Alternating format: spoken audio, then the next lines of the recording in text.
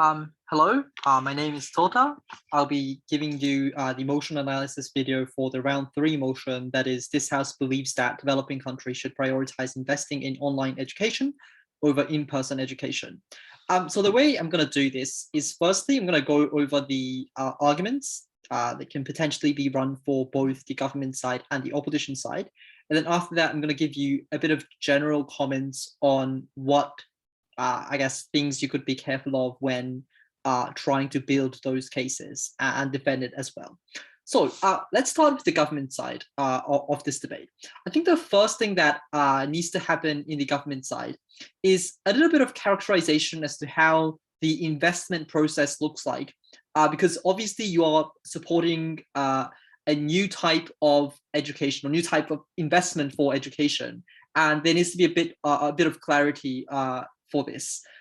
So I think what you can say is obviously, you're going to support things like online classes, recorded classes, for example, and providing those classes for free so that people could access through phones or computers or whatever.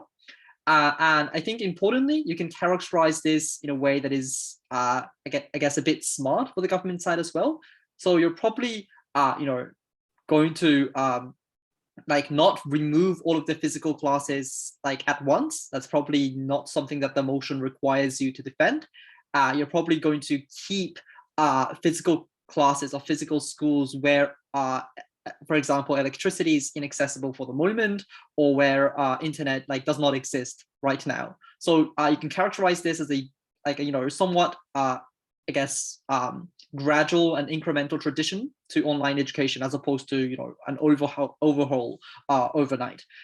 Additionally, I think you can kind of characterize this in a way that I guess reduces the opposition side's case on lack of access to electricity or internet as well. As in, you're probably gonna try to make free classes obviously under the gov world, but simultaneously you're probably going to make a gradual effort in expanding access to internet, for example, or electricity. So that's also probably something you can intertwine with the characterization of how investment for online education looks like. So putting that aside, on arguments, obviously this is a debate about education, and there's just a lot of arguments you can make with regards to education. But I think there are two key arguments that I think is quite strong for the side of government in terms of education. The first is obviously access to education. I think the first thing I think you can characterize regarding this point is obviously the point about physical education, and how for some people it is quite difficult to access physical schools in the first place.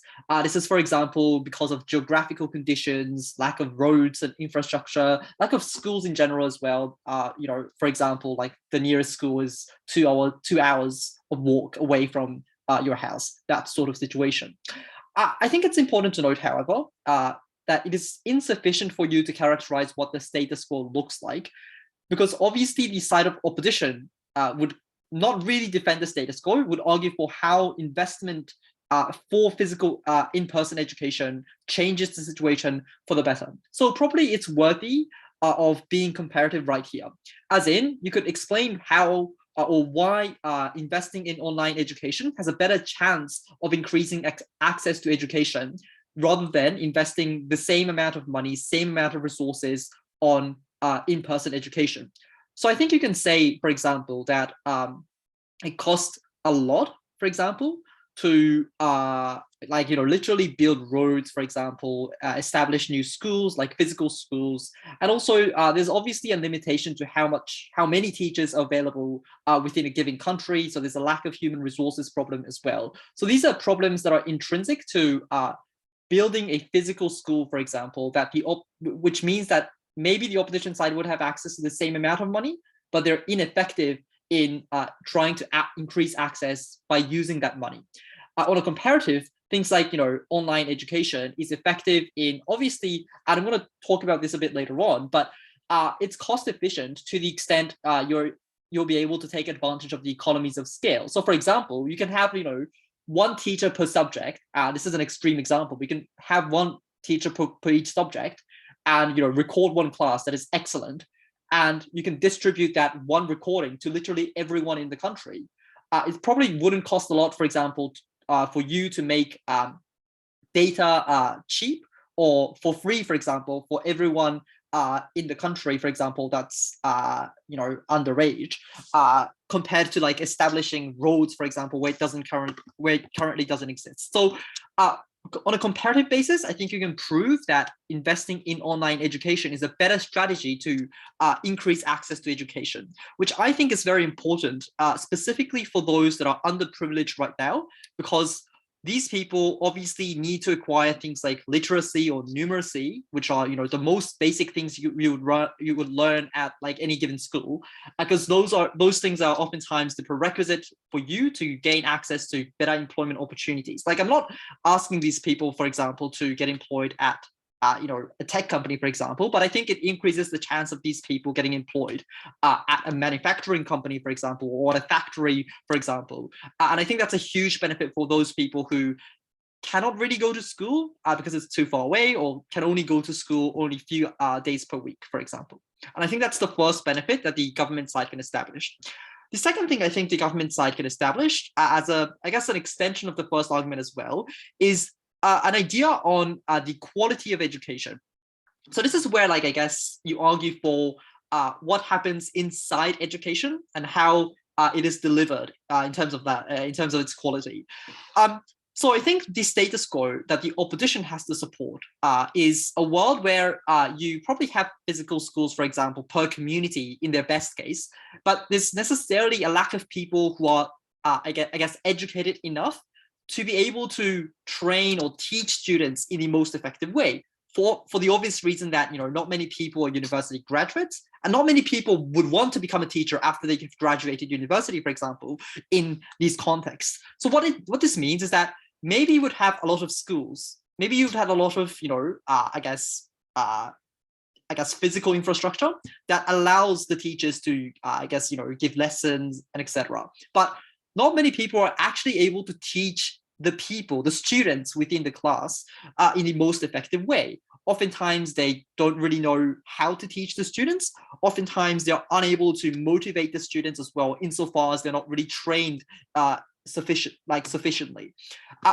On a comparative, again, the analysis of distributing one recording to the entire country applies here as well, which means like you're literally able to use the best example, or the best teacher you have within a country, and then use that standardized video, standardized recording of a particular subject, a particular class, and then distribute it to everyone within the country. That means people are more likely to be exposed to better teaching, better classes, for example, better way of being motivated, for example. All of these things are benefits to people who currently might have schools but are unable to gain anything meaningful from those schools because the teacher or the infrastructure that exists, human resources that gets allocated to these schools are insufficiently functional right now. Additionally, I think you can explain, expand this argument as well, in that online teaching, for the reasons that I've already explained, can itself increase access to other types of education, oftentimes those that require higher skills or higher expertise. So for example, the fact that you have access to an online platform obviously means that you can learn programming if you wanted to, learn how to do accounting, for example, because these things are, again, centralized, and you don't necessarily need one person per village to teach these things at a local community school. So that could be an additional advantage. People are more likely to get higher level of expertise. Additionally, sometimes online classes, knowing how to use computers, knowing how to use Excel, for example, can itself be an advantage for students to be able to gain access to employment, for example, insofar as it reduces things like training costs for corporations that want to employ people, local people, to conduct jobs in their corporation. So these are all things that you can talk about in relation to the quality of education right here. I guess that's obviously not all the things you can talk about in relation to education, but I guess the main things you can talk in relation to that. The second thing that's, I guess, outside of education is, and something that the government side can talk about, is on the spillover benefits that accrue from investing in online education. Because I think it is important for many people that currently don't have access to the internet, for example, to have access to the internet, because oftentimes these people exist inside a bubble, that is the community and the values that gets echoed inside the community, and people oftentimes don't have information to the outside world that is oftentimes, I guess, a bit more liberal, or if not, like you still have access to a lot of information that allows you to have the opportunity to access those new values. So what this means is that people at the point at which they gain access to the internet are more likely to be able to relatively see their culture or perceive their culture, and maybe they'll be able to know that there is things like abortion, contraception, which might be seen as a taboo inside their community. So these things are things that you can gain, benefits that you can gain via increased investment in things like the internet and online education. And I guess it is important to also note that there is obviously a necessity for the government teams, when talking about these spillover benefits, to talk about why investing in online education is oftentimes, I guess, not unique, but I guess specifically effective way of getting to these spillover benefits. Because I think the opposition side would definitely say that you can have these things too, because you're willing to invest in things like the internet and the opposition's world as well. But I think, I guess, the way in which you can do this is an example, but you can talk about why, in the status quo, even where it is possible to purchase internet or data, people who are poor, for example, are kind of hesitate to do that because they don't really see the benefit of having access to the internet. They see it more as an additional benefit, and they obviously don't really have an active incentive to buy these things. Whereas under your world, you're probably able to exponentially increase access to the internet insofar as you're able to, I guess, for example, incentivize people to purchase it, making it for free through subsidization of these things. Or you can create literally the infrastructure that allows people to be on the internet in the first instance where it is lacking right now. So there's a huge degree of scale difference in terms of the access to internet. So that's also a possible benefit that the government side can get. So what about the opposition? I think the opposition side can talk about, I guess, two main things as well, both in relation to education. And I don't think there's much need for characterization because obviously, investing in in-person education is literally the status quo. And I think many people know what this looks like already. I mean, there's probably a need for some characterization, but not as much as the opposition. So let's go straight into the arguments. Firstly, I think you can counter-argue that this, in fact, reduces access to education. Firstly, I think the fact that, the assumption of the government side, I guess in majority of instances would be that online education increases access. But I think the premise of that is that people have access to the internet in the first instance, which I think is a premise that you can challenge. And in fact, even if the government side might be able to say, well, they're willing to increase infrastructure of electricity or of internet, I think it takes a lot of money and a lot of time for you to deliver these things to local villages that don't even have things like, proper road, for example. I think it's going to take a significant amount of resources right there. So on a comparative, I think you can defend, you can kind of try to prove that, constructing a school is much cheaper, for example. You can even use existing sites for this purpose as well. So on a comparative, it's much easier for you to give access to education for those that are the most underprivileged in the status quo. That's one thing you can say. Additionally, I think you can also make the claim that even if access to education increases, it is a different question as to, different question when it comes to whether or not students or their parents have an incentive to access that education in the first instance. So the claim is more people are likely to be denied access to education or do not have an incentive to access education in the first instance because there's very little benefits to going, at least on a perception level, for people who are I guess especially those that are undereducated or are underprivileged in the status quo. Because obviously for these people, there is no role model within their community. These people cannot really imagine why studying a lot produces any meaningful outcomes in future. These are things that these people probably do not have the capacity to imagine in the first place, insofar as like all of the people within their villages have not really gone through that education process in the first instance. This means that in a world where online education is the norm, it is just difficult for these people to prioritize the benefits that they cannot even imagine over the opportunity cost of putting in that time to things like, watching videos. Because, because obviously like this time could be used for other ways that give more like immediate returns for these students as well as their parents. For example, helping their parents do their jobs, for example. And I think this is something that it uniquely changes when you have like physical setting for education, because oftentimes these schools provide things like food, provide things like Medicare, especially for those that are struggling right now. These things are a particularly important motivation to like want to go to education in the first place. And I think this is one thing you can say in relation to the access to education and that argument. Secondly, I think you can talk about the quality of education, because again, this engages with what I talked about for the government side, but having a better teacher is not equivalent to getting good education, because again, you need to be motivated to study in the first place. So this is kind of related to the access problem as well. But there are many reasons as to why the quality would drastically be reduced under the world of Gov. Firstly, I think people probably won't pay attention to classes because, naturally people don't do that. I guess it's easy to imagine for all of you. It's easy to get distracted, for example, when classes are conducted online. People would probably watch YouTube.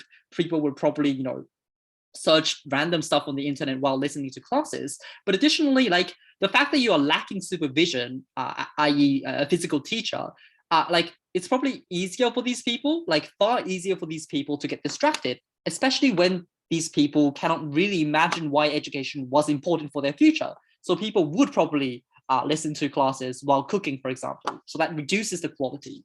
Secondly, I think there's just a lack of accountability mechanism, because, at school, like you're probably going to be scolded if you do not do your homework. You're probably going to get scolded if you don't really review the content of the class. So and this is important because oftentimes students don't really get everything in class. They probably have to put in additional amount of effort in trying to understand like difficult concepts. So this is something that you won't be able to get via online education. And this is specifically important in a context where, for example, parents do not necessarily understand the importance of education, as I explained earlier. This also reduces quality.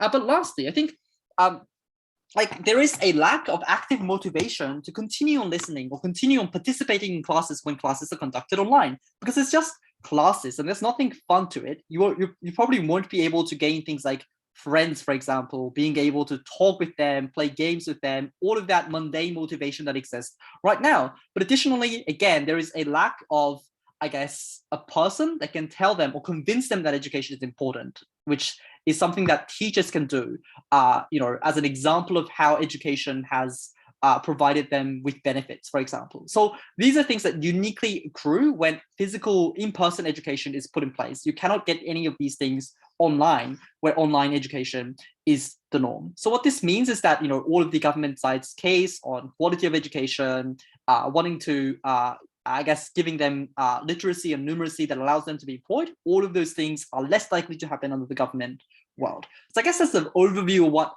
both teams can say in relation to this motion. Obviously, there are other things to say as well, other mechanisms as well, but those are the main ones. Now I'd like to move on to what I guess you can generally be careful of when doing this motion. So a couple of things to say on constructives, and then a couple of things on responses.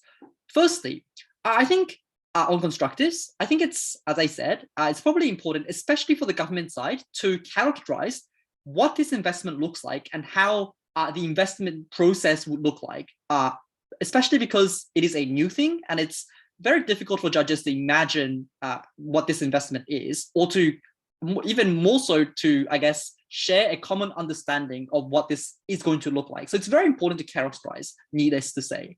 Secondly, I think it's important to make all the mechanisms and all the analysis comparative, because I guess oftentimes what happens is that you say one thing is very inaccessible, but then you don't really explain why the same thing does not apply for the other thing. So yeah, it's easy to say that, like in-person education is inaccessible, but you have to necessarily compare this inaccessibility to the inaccessibility that happens under your world when online education is the norm. So try to make things comparative every time you argue for one type of education. Always try to prove why the other type of education does not fall into the same problem.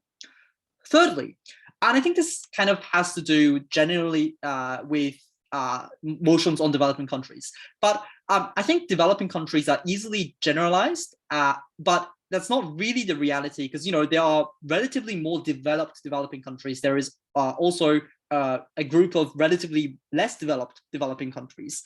So like, I guess try to not mix these things up as much as possible, because that might give you an advantage when trying to compare different arguments. Like try to differentiate which context your argument is talking about and how that is meaningfully distinct from what the context that the opposition side is assuming in this debate.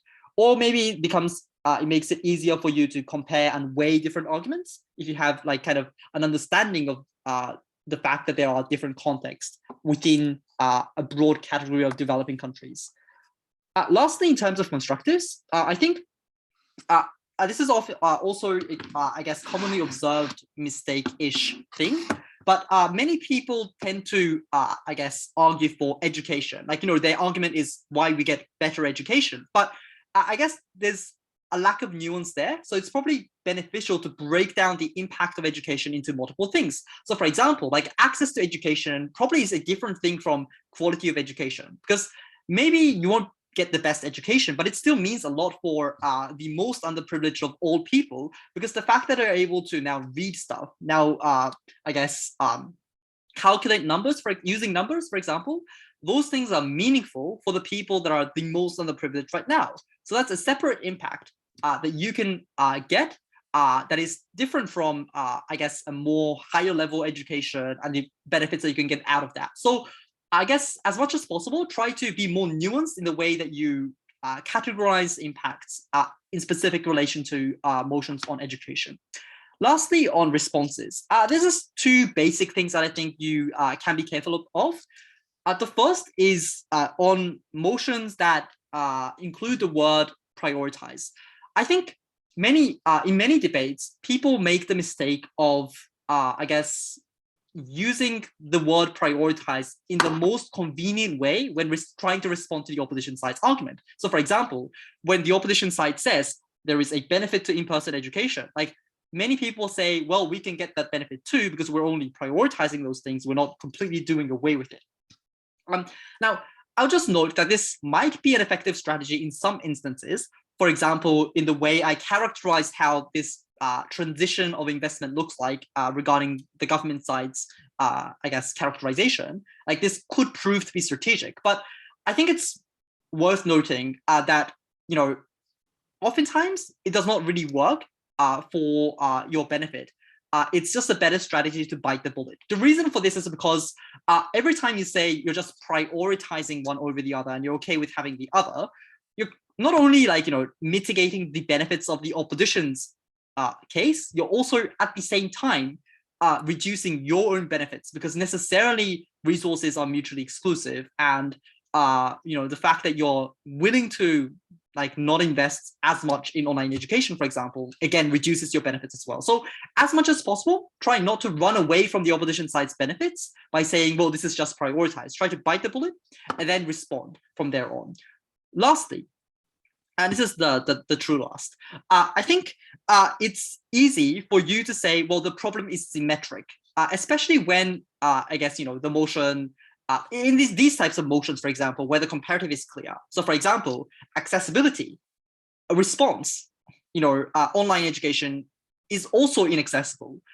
So these types of not mutually exclusive symmetric responses are very easy, but try to after you prove that the problem is likely to exist under both worlds, why under your world you are more likely to be able to resolve the problem, not perfectly, but to a marginally better extent. So for example, when you say, for example, on government side, that physical education or in-person education is very costly because you have to build roads, for example, and all that stuff. And the opposition side says, well, online education is costly as well. Don't try to end here. Maybe try to explain, if you're on the government side, why I guess it's easier compared to the opposition to increase access when it is about in-person education. So the stuff that I talked about, I guess, earlier regarding why it's easier to just, take advantage of existing infrastructure, that it doesn't really cost as much to build one school as opposed to try to introduce electricity, for example, for the entire community, and then build internet infrastructure from there. So yeah, the point is don't see everything as symmetric. Try to find the difference in terms of the extent of benefit, for example, and that is oftentimes a very useful and strong strategy in a debate that has a lot of, I guess, shared problems on both sides of the house. All right, I guess that's about it. I hope this was helpful. Yeah, sorry for the long video, but yeah, see you next week. Thank you very much.